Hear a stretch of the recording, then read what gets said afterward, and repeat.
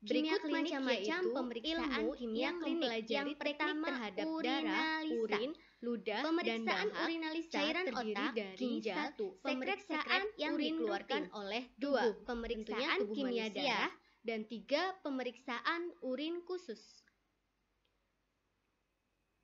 Pemeriksaan kimia klinik yang kedua yaitu analisa semen tubuh manusia, analisa spermatozoa pada manusia, yang biasanya kita sebut dengan pemeriksaan analisa semen atau spermatozoa. Pemeriksaan kimia klinik yang ketiga yaitu pemeriksaan feses. Nah, pengertian urinalisa.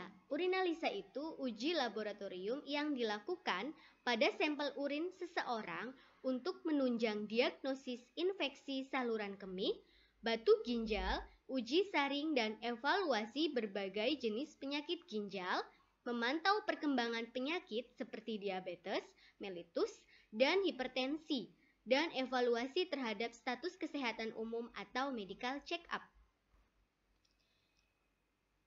Berikut ini jenis-jenis sampel urin. Jenis sampel urin yang pertama, urin sewaktu atau urin acak atau disebut juga dengan random. Urin yang dikeluarkan setiap saat atau waktu, pengumpulannya pun tidak ditentukan secara khusus. Jenis sampel ini sudah memadai untuk pemeriksaan urin rutin. Yang kedua, urin pagi. Urin yang dikeluarkan di pagi hari setelah kalian bangun tidur, sebelum makan atau minum dan beraktivitas. Urin pagi memiliki kepekatan yang sangat tinggi, baik juga digunakan sebagai sampel pemeriksaan sedimen urin, urin rutin, dan uji tes kehamilan. Ini yang sering dilakukan adalah untuk uji tes kehamilan. Urin kumpulan, yaitu urin yang dikumpulkan selama 12 jam ya, atau 24 jam. Urin yang dikumpulkan selama 12 atau 24 jam dan ditempatkan dalam satu wadah. Urin tampung atau kumpulan biasanya digunakan sebagai sampel pemeriksaan seperti ureum dan kreatinin untuk menguji pada penyakit ginjal. Yang keempat, urin puasa atau nukter. Urin puasa dikumpulkan setelah pasien berpuasa, yaitu tidak makan dan minum selama 10-12 jam. Umumnya dipakai untuk pemeriksaan penunjang diagnosis diabetes mellitus atau penyakit DM, yang biasa dikenal dengan penyakit kencing manis atau gula. Yang kelima, urin PP atau postprandial. Urin yang dikeluarkan antara 1,5 sampai 2 jam setelah pasien makan dan biasa disebut dengan sampel urin 2 jam PP. Sampel urin ini digunakan untuk mengetahui kemampuan tubuh dalam memetabolisme glukosa. Nah, slide berikutnya adalah jenis pengawet urin. Jenis pengawet urin ini dibagi menjadi 1. Toluena.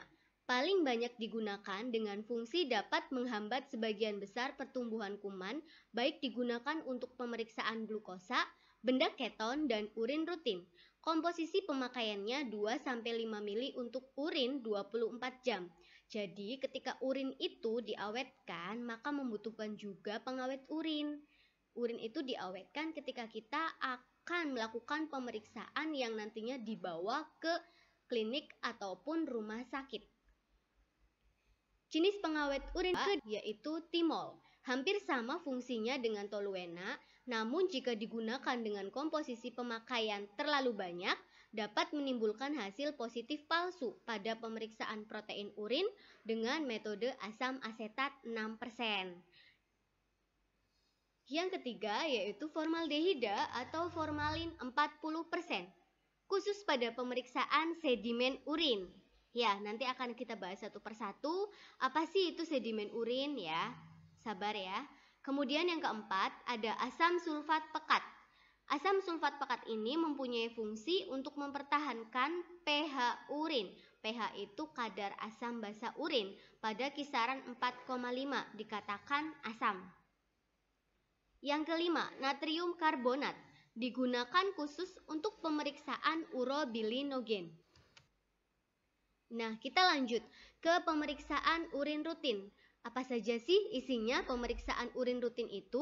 Nah, Pemeriksaan urin rutin adalah pemeriksaan yang dilakukan secara rutin ya, keseluruhan, baik itu makroskopis maupun kimia. Yang pertama ada makroskopis urin, yaitu meliputi pemeriksaan warna dan kejernihan urin, berat jenis urin. Yang kedua, kimia urin, yaitu kimia protein, kimia reduksi, dan kimia pH urin atau parameter asam basa. Yang ketiga, mikroskopis urin. Contohnya adalah pemeriksaan sedimen urin. Pemeriksaan makroskopis urin meliputi warna. Bisa kalian baca di sini warna urin normal ya, dari kuning muda sampai warna kuning tua. Adapun warna urin yang lain dipengaruhi karena reaksi obat-obatan yang dikonsumsi ataupun faktor penyakit yang menyertai.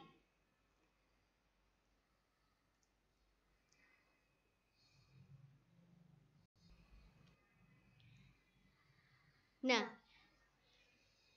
cukup sudah materi pembahasan di bab pertama ini, yaitu teori pengantar urin. Tidak usah banyak-banyak ya, nanti kalian pusing bacanya.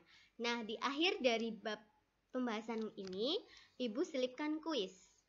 Yaitu kuisnya, sebutkan satu contoh penyakit yang dapat dideteksi dari sampel urin.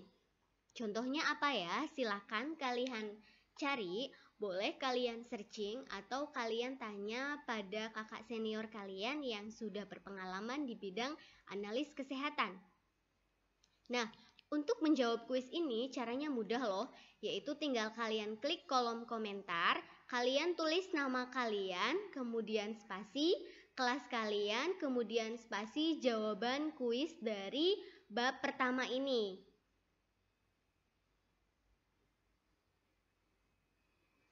Cukup sudah materi kita di bab pembahasan yang pertama, yaitu teori pengantar urin, apa itu kimia klinik, dan juga urinalisa. Di pembahasan yang kedua nanti akan Ibu kasih tugas dari pembahasan yang pertama ini ya. Terima kasih atas waktunya. Ibu ucapkan selamat beraktivitas dan wassalamualaikum warahmatullahi wabarakatuh.